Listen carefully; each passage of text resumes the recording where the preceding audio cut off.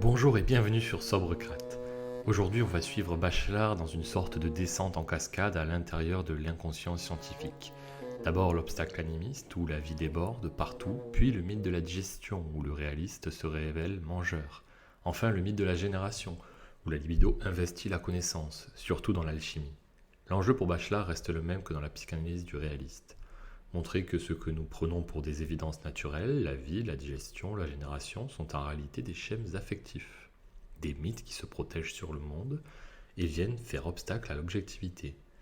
L'esprit scientifique, pour naître, doit apprendre à psychanalyser ses attachements, non pas pour les mépriser, mais pour les remettre à leur place.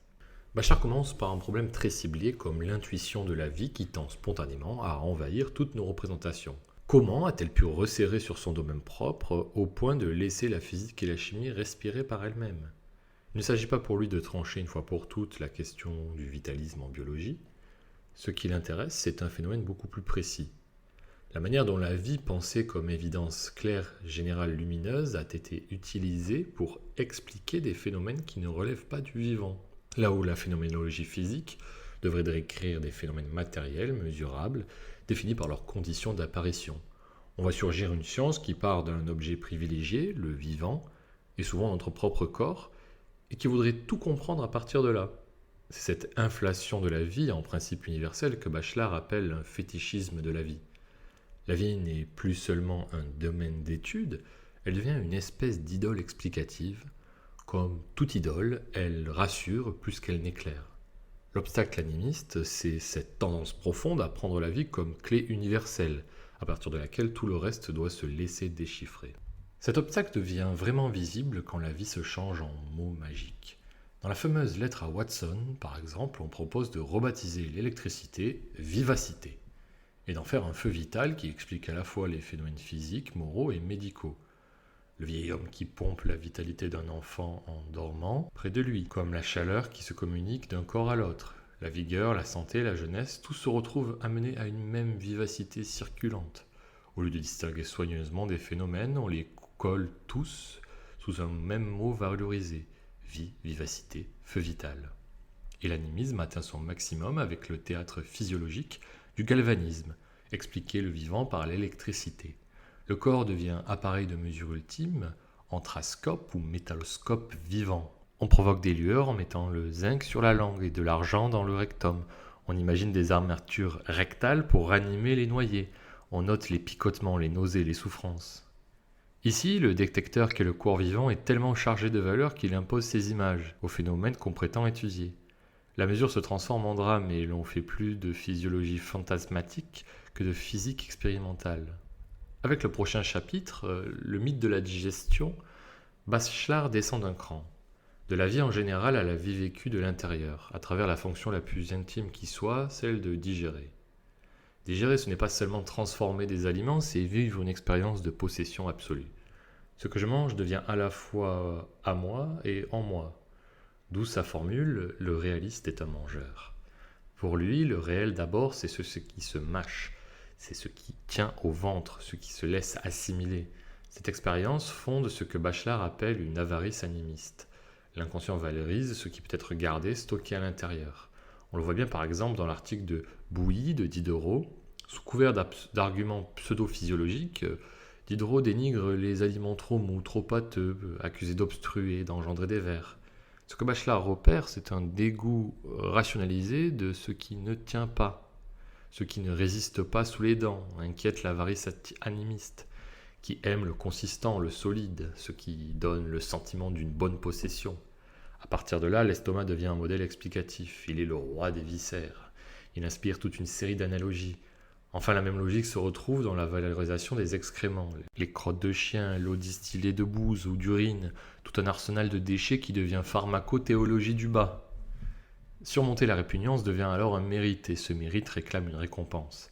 Si je parviens à utiliser ce qui me dégoûte, c'est que cela doit bien avoir une vertu cachée. La poubelle du corps se transforme en pharmacie, signe que la digestion, ingestion, transformation, excrétion est devenue un schème explicatif total. Mais aux yeux de Bachelard, ce mythe digestif reste au fond un mythe assez terne. Il est lié à l'appétit qui est brutal, immédiat et s'éteint dès qu'il est satisfait. Le mythe vraiment puissant, c'est celui de la génération. Et il vient par la suite avec ce chapitre, soutenu par la libido, là où on change d'échelle. La libido ne veut pas seulement assimiler, elle veut produire, engendrer, durer. Un appétit se calme dans un estomac repu. La libido, elle, à peine apaisée, renaît. Elle investit le temps, soutient des projets, des attentes. D'où l'idée chez Bachelard que la psychanalyse a eu raison de reconnaître la suprématie de la libido sur l'appétit. La libido est moins brutale, mais plus tenace, plus féconde dans le temps. Elle peut même s'investir dans la connaissance. Le savant qui renonce à l'humain à la mode pour penser à un sulfate, qui s'enferme dans un laboratoire parmi les pierres, ne renonce pas au désir, il le déplace. Son obstination, sa constance, sa capacité à recommencer 20 fois la même expérience sont déjà des formes de sublimation libidinale. C'est dans l'alchimie que Bachelard voit le mieux fonctionner ce mythe de la génération. Premier mystère vécu, la naissance, qui a tendance à sexualiser tous les autres mystères. Tout ce qui est caché, profond, difficile, se prête à une mise en scène génésique. Les textes alchimiques décrivent par exemple la pierre philosophale comme s'auto-fécondant, elle s'épouse, elle s'engrosse, elle naît d'elle-même. La génération devient alors auto-engendrement triomphal. L'idéal sous-jacent, c'est celui de l'hermaphrodite, unir en une seule substance des qualités contraires, chaud et froid, humide et sec, homme et femme. En parallèle, la sexualisation s'insinue dans la chimie naissante. Dès qu'il y a réaction de deux corps, l'imaginaire distribue des rôles d'actifs et de passifs. L'acide est souvent décrit comme plus ardent, plus pénétrant, alors que l'alcali est lui aussi plus lourd, plus apte à recevoir. L'acide engage sa pointe dans les pores de la base, l'écarte, la libère. C'est un véritable schéma érotique en réalité qui se glisse dans l'explication. Ce que dévoile Bachelard, c'est qu'une bonne part de ce discours ne parle pas du monde, mais de nos complexes. Inceste, castration, jalousie, déplacés sur les forces et les corps.